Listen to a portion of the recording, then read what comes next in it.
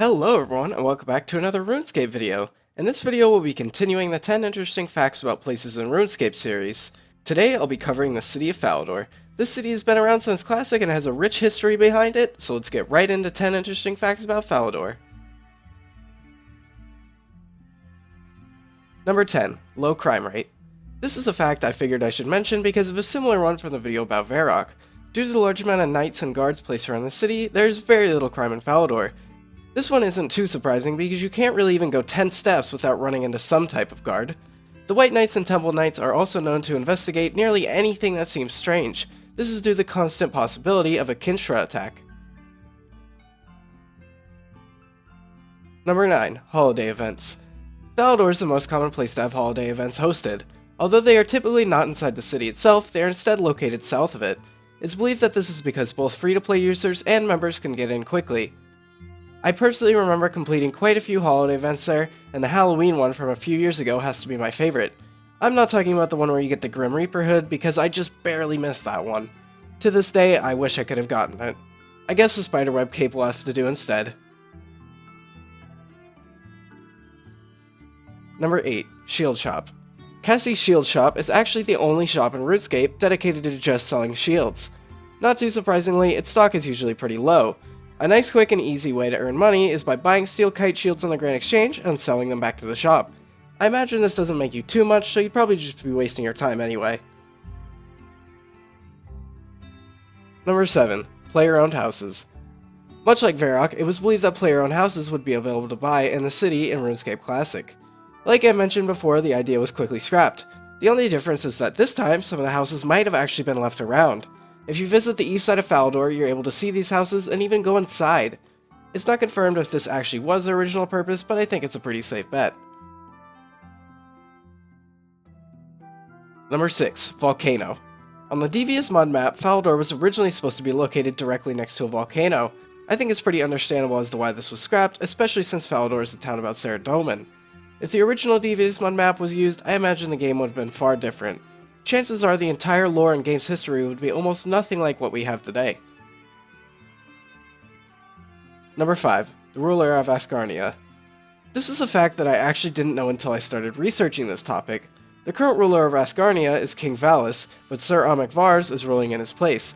After the king grew old, he disappeared and hasn't been seen in years. He's such an unknown character that the wiki doesn't even have a real picture for his face on both the RS3 and old school wikis.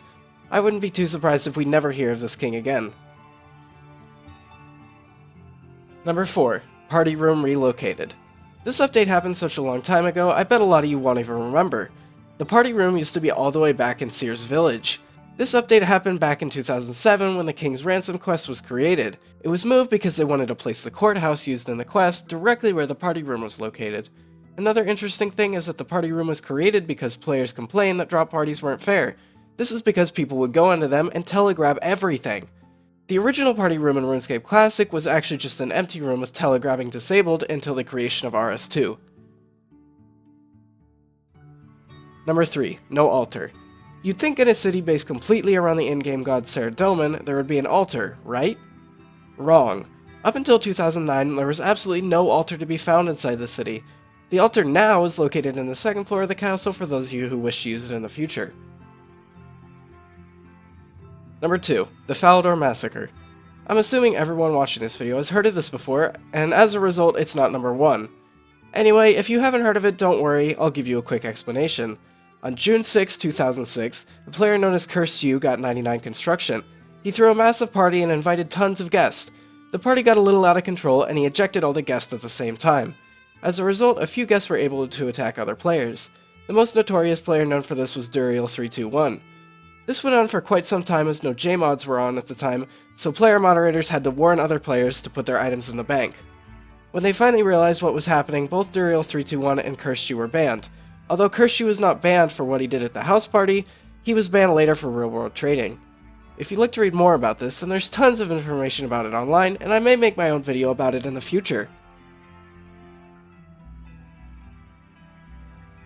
Number 1. Trading Center. This is something I find extremely interesting about Falador. According to the game's wiki, it used to be a huge trading hub for adventurers and government-related activities and was well known for it. Although people no longer trade there, it is still very well known across the world of Galanor. For those of you who didn't play before the creation of the Grand Exchange, Falador used to be one of the main hubs to trade items. People even drew up their own maps laying out where each item type should be bought and sold. I have no idea if this piece of lore was created after players began using it, or if it was before. If it happened before it became a hub for players to trade, then you could say Jagex predicted the future. That's all I have for this video, but if you'd like to see more top 10s, then don't forget to drop a like below. For more content from me, subscribe to my gaming channel, follow me on Twitter, and lastly subscribe here for more RuneScape content. Thank you for watching, and I will see you next time.